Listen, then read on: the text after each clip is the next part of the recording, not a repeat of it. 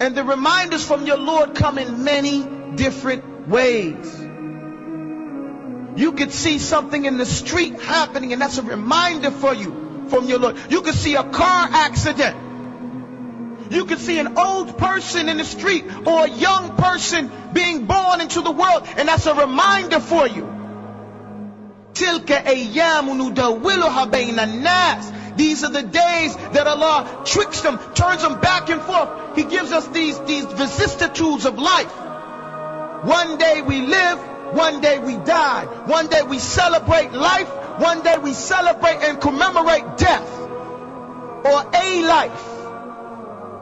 And we never know when it's going to be us or someone dear to us.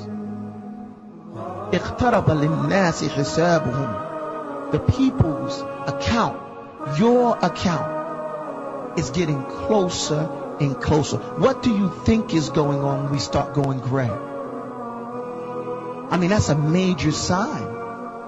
And most of us here are going gray. We have some gray. How long do you think you're going to live? What do we as the Muslims believe?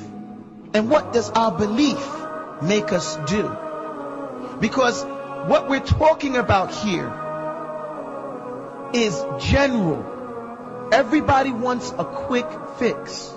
There is no quick fix in Islam.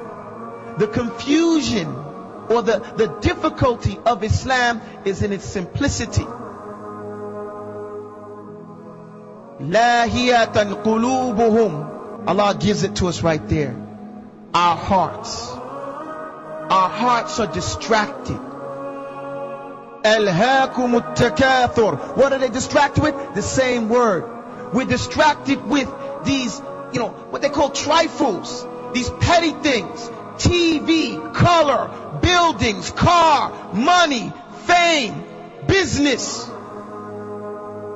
Lahiyatan qulubuhum. Their hearts are filled with these things. And so this is why we're not paying attention to the details of life. This is why we'd rather clean our phone and get mad at our wives if our clothes for Jummah are not ready, but not do any self-reflection to make sure our hearts are ready. Are we ready? Are we spiritually ready to make the changes, the internal changes that each and every individual has to make in order to establish Islam first and foremost in their own selves? Then it transcends to those around you. And if we would focus first and foremost on our own hearts, the filth that they pick up just by walking in the street. Let's not even say that the things that you yourself think about, the things that you pick up, like the filth you pick up from walking in the street, the music that gets in there, the hatred, the animosity, the bad taste, the guilt. And the Muslim shouldn't be guilty because we have tawbah. The Prophet, Allah subhanahu wa ta'ala, he always describes the mujrimun, the criminals, as having guilt. Why do they have guilt? Because they did it. It doesn't mean that they feel remorse, but they're guilty of whatever they did. How does a person stop being guilty? He repents and he follows up a bad deed with a good one. A criminal is not considered a criminal if he's paid his debt to society. We pay our debts to Allah subhanahu wa ta'ala for violating his laws by repenting back to Allah and following up that bad deed, that bad thought with a good one. And we purify our hearts. We set ourselves right by returning back to that right position. But it's as if it's just like Allah subhanahu wa ta'ala said, Lahiyatan qulubuhum. The people's hearts are distracted. Our hearts, let's not say someone else. Our hearts are distracted. What are they distracted with? You know, Everybody here knows what his dhamir, what his conscience is considering. What happens? وَأَسَرُّوا النَّجْوَى الَّذِينَ ظَلَمُوا. Allah says those who are the oppressors. But let's take it on the language. Because people oppress themselves. Anybody who violates the law of Allah has oppressed themselves.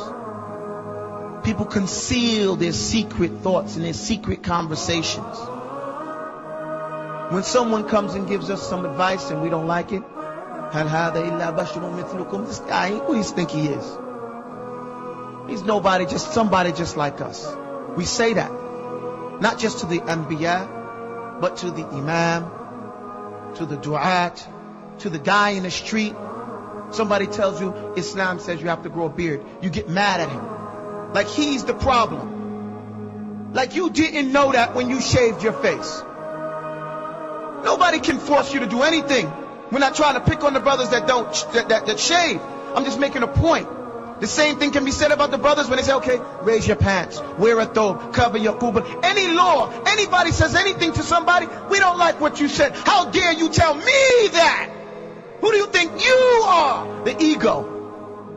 Heart is filled with something else, and he says, look, man, who does this guy think he is? He ain't nothing but just a regular man. Allah is telling us over and over and over and over and over and over again, reflect on the message, because your account with your Lord is coming, and all we've been doing is wasting our time.